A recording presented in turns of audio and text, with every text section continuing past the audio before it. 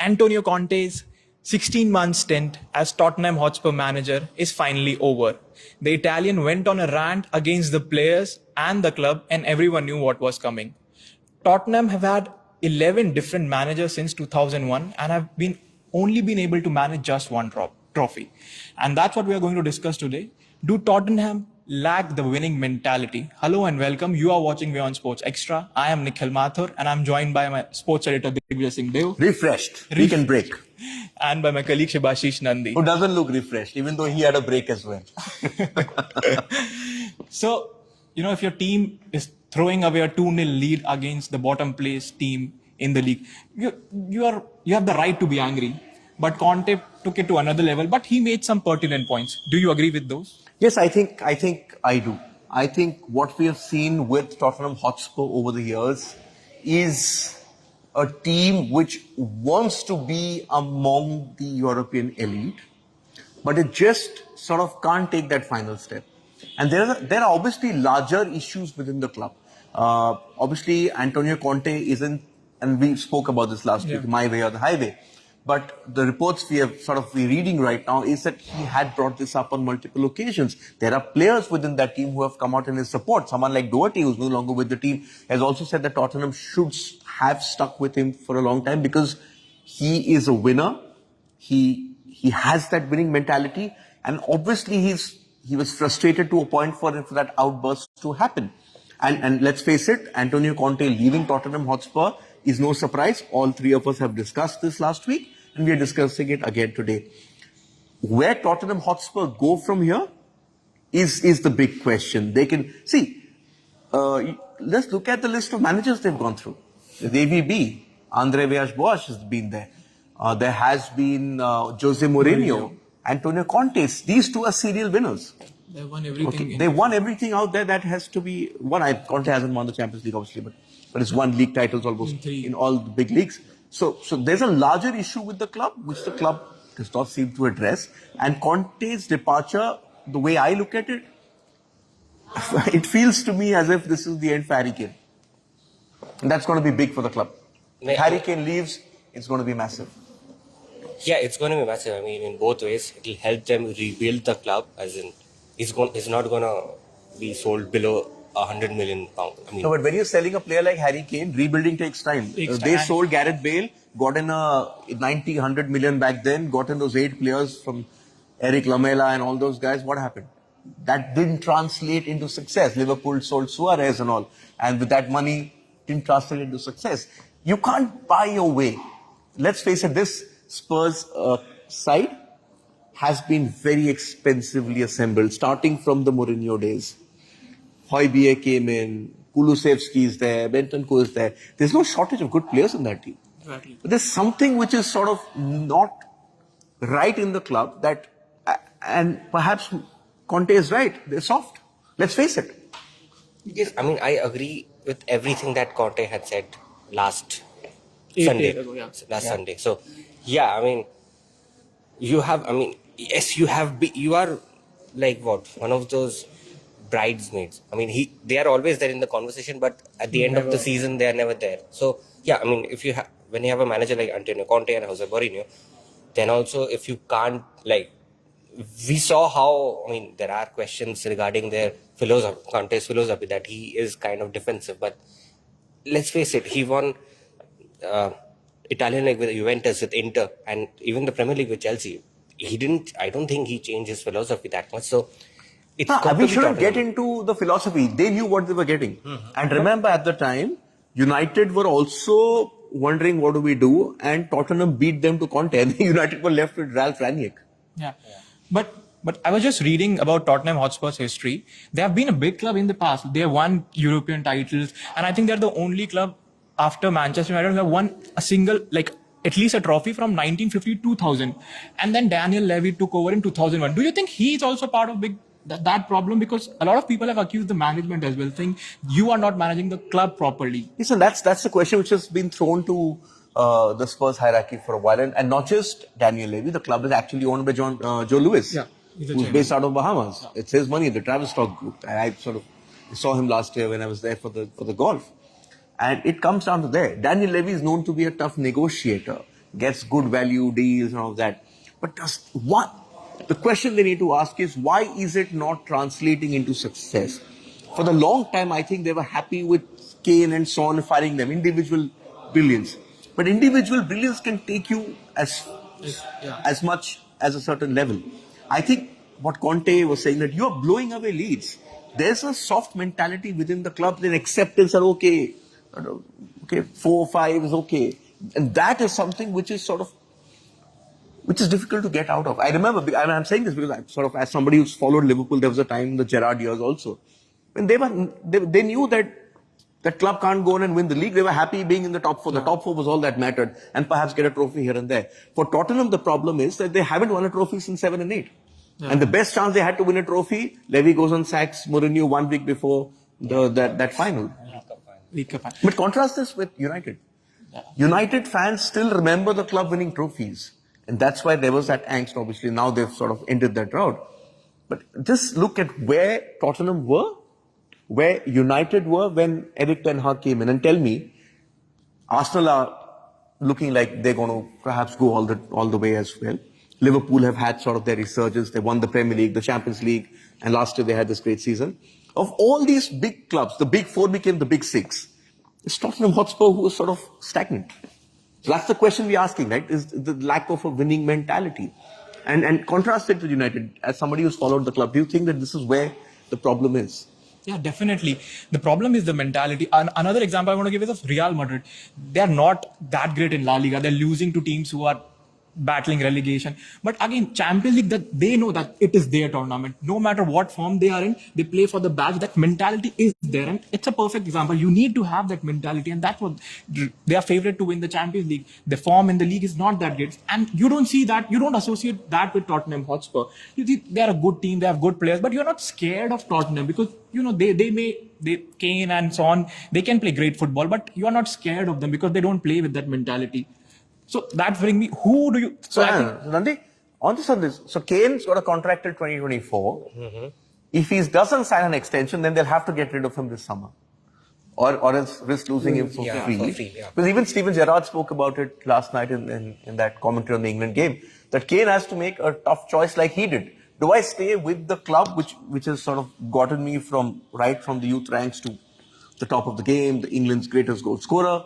Or is it time to seek trophies elsewhere? Let me rephrase.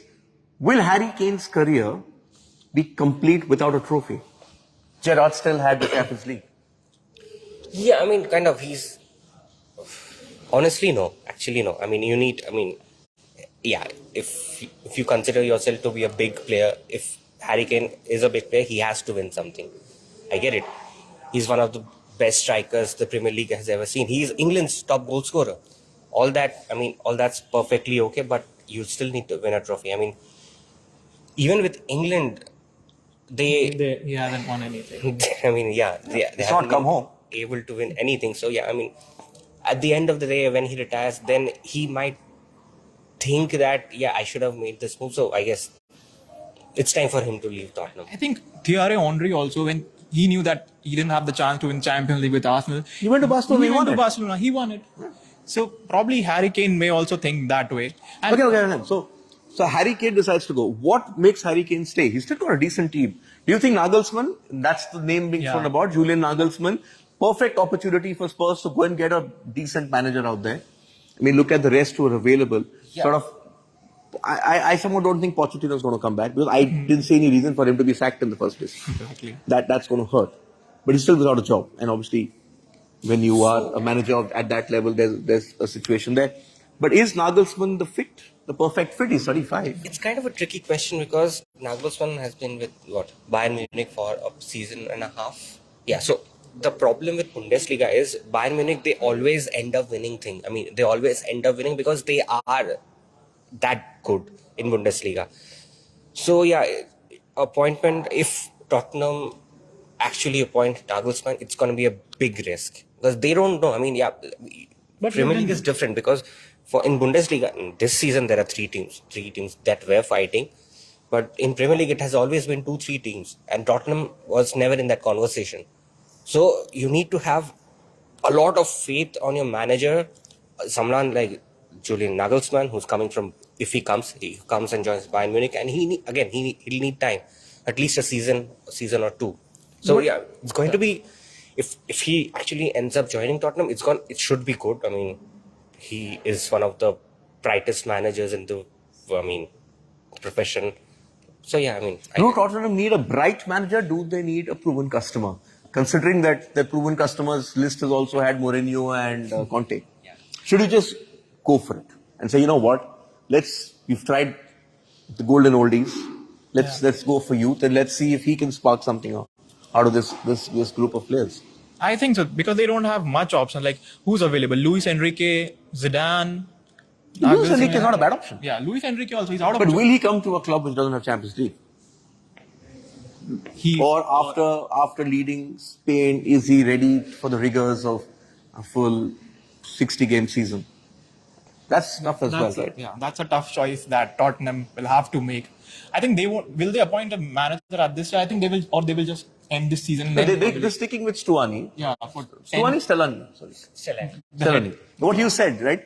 Yeah. What you said last week, that it's surprising that Conte goes, results pick up under Stellani, and usually when a manager is sacked, his entire team is sacked. But they've retained the team. Yeah. So clearly this is that the players wanted him and Mason to stay. And it clearly shows that Conte was a problem after criticizing the team. The players didn't want to play under Conte at all. So, but let's look at the other options. Zidane? I think Zidane's not coming. He's going to go to PSG. He's going to PSG? Do you think that? Yeah, No Champions League? I don't see Galtier surviving. Even if he decides to join the English Premier League, it's never going to be Tottenham. Yeah. Maybe he's Zidane. Chelsea, Manchester United, or even Liverpool for that matter. But yeah, not Tottenham. Or what if Jurgen Klopp leaves Liverpool? Do you Klopp's not leaving right now, right? They need to appoint a manager now. They need to see. The moment you have managerial vacancy, okay, nobody may come in right now, but you have to lock them in. If you're going to wait and see, we'll see in the summer, that's exactly what happened with them and Manchester United. You know, one of the managers from the Premier League could actually make Tottenham could be De Zerbi, the Brighton manager. Yeah. His name is doing the rounds. So is the other... Thomas Frank? The Brentford guy. Thomas Frank. Frank. So probably these two. Yeah. And of the many questions that we are asking on this live, so will Harry Kane leave Tottenham? 73% says yes, he will. 27% say no. Ooh. Okay. People are asking, can Conte make a comeback? See, Conte will come back. Conte is an abrasive manager, but Conte gets you results. He's a person who's a serial winner, and across the world, there is always a market for serial winners. People will go to him. So yeah, Tottenham, like they are. So just summing it up, they have two tasks in hand. First is to make sure that Harry Kane stays, and then look at a manager who can rebuild and bring that mentality back to the club that was there before the 2000s. Do we have our poll results yet?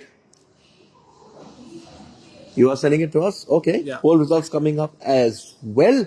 And before we get there, let's just talk about what's happening on WION Sports. It's been a packed weekend in sport, a lot of football action. There's Harry Kane obviously scoring for England in the European qualifiers against Ukraine. And everyone's just talking about Bukayo Saka. He's going to go places. What a goal that was. He soon, if he maintains the levels, he's soon going to be in that conversation with Mbappe and Holland. Obviously different kind of players. Yeah.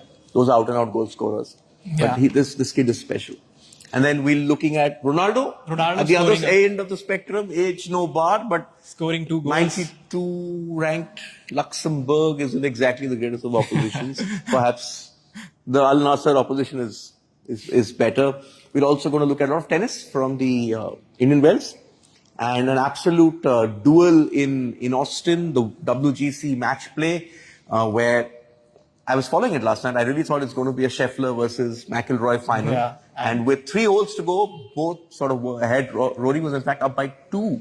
But both lost and Sam Burns ended up winning that tournament. WPL, we'll look at the Mumbai Indians, the inaugural champions. And sadly, Delhi's wait goes on across leagues. For a very long time, Harmanpreet has beaten Meg Lanning, yes. Will that sort of translate into the national team glory is something we need to look at. So and also South Africa, the record yes, what's going on there? Yeah.